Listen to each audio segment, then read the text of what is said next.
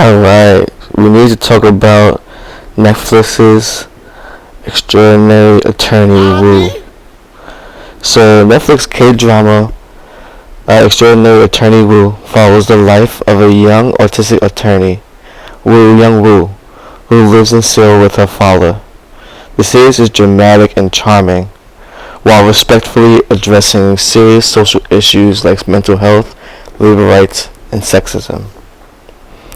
I found this piece to be very enlightening, and I'm not actually one that's too into the Korean dramas, but I did find this to be quite entertaining. I was really surprised to find that this program was pretty good at effectively capturing what seems to be a realistic depiction of what adulthood looks like for an autistic person. And I could really connect with the isolation that the main character was experiencing on screen. It was emotional to see a show articulate the social aspects of the disability as well. Many series pathologize autism by using tropes that focus on symptoms or treatment rather than the autistic experience. Shows like Atypical and The Good Doctor medicalize autism by frequently showing the autistic characters in therapy. But this showed me that autism is more than disability. It comes with a considerable social stigma and isolation. And then what's really embodied in this program is different countries have different levels on how they may accommodate for their autistic population. Now, that's not to say that this program didn't have its flaws, right? There are many times in which I feel that a character might have been written a little over the top, just so they can prove a certain social point.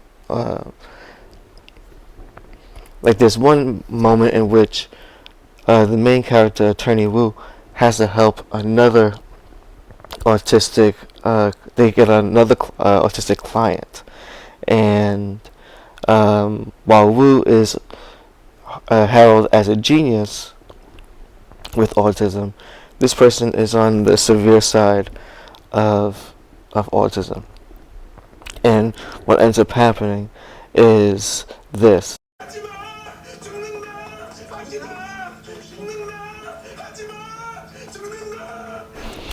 See what I mean?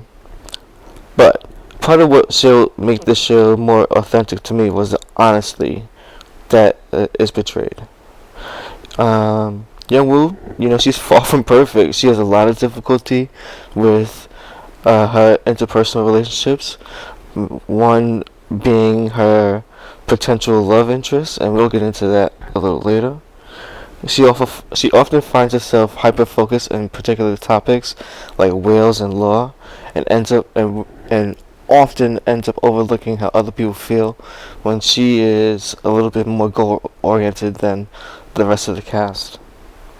At the same time, it celebrates her quirks and mannerisms as differences that can be made or can be seen as making life more enjoyable.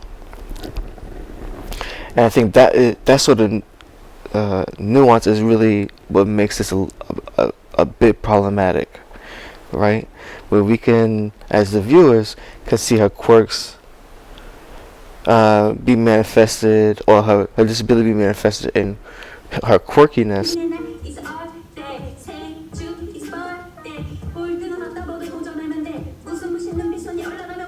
It has quirkiness. It may be actually experienced as difficulty for those who do experience this disability. And so it can kind of feel like the disability is a bit trite, right?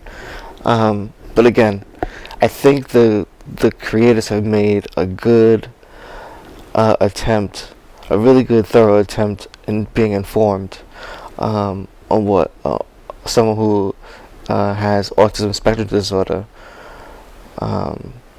what they might be experiencing. And so one place I want to get into is the characters.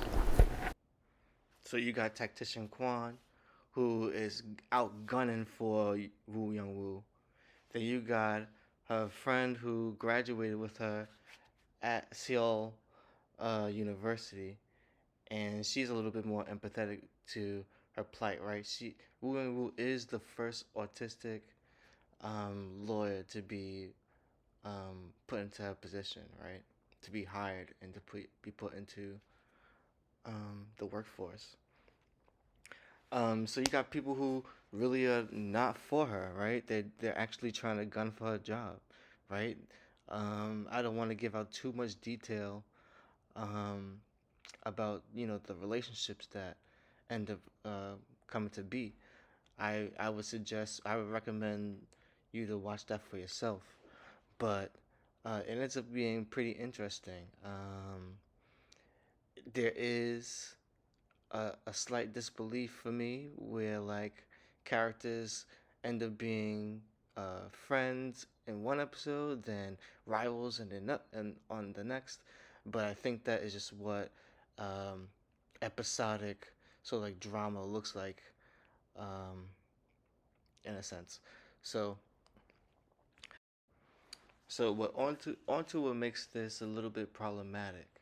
So as you can probably imagine, um, you got the the the actual actress who plays Woo Young Woo does not actually have autism or does not have autism spectrum disorder, and so um, in the era of making everyone visible, it is unfortunate that they weren't able to onboard someone who is uh, experiencing autism to actually be a actor in this space, right?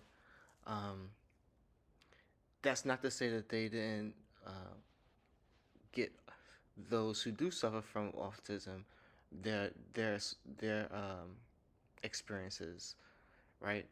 Um, but in the era of making sure people are held accountable and people are visible, um, it's unfortunate that that's not the case here.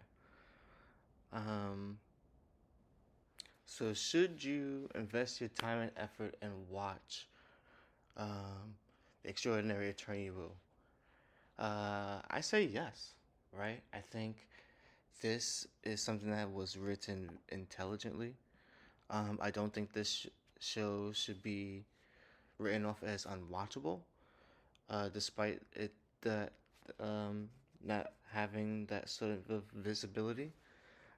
It's important that we continue to make strides to expand our autistic and neurodivergent representation, even if that means that we fail at times, right? We still have to.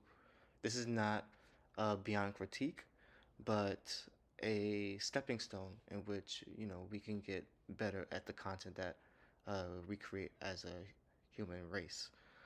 Um, I would love to see this program return to a second season with some representation, some actual representation.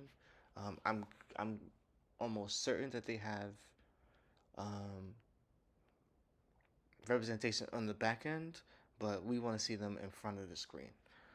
Um, so if I had to give this a rating, even though I'm not in the realm of rating things, I would probably give it a good solid 8.5 out of 10.